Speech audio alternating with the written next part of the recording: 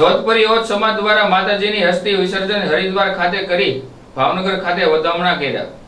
ભાવનગર શહેરના જોધપુરી ઓજ સમાજના લોકો માતાજીની અસ્થિ વિસર્જન હરિદ્વાર ખાતે કરવામાં આવી હતી, જેમાં મોટી સંખ્યામાં જોધપુરી ઓજ સમાજના લોકો હરિદ્વારથી અસ્થિ વિસર્જન કરી ભાવનગરના અદેવાડા નજીક માતાજીની અસ્થિ વિસર્જન કરી વધામણા કરવામાં આવ્યા હતા, જેમાં પૂજા અર્ચના કરી ધન્યતા અનુભવી હતી।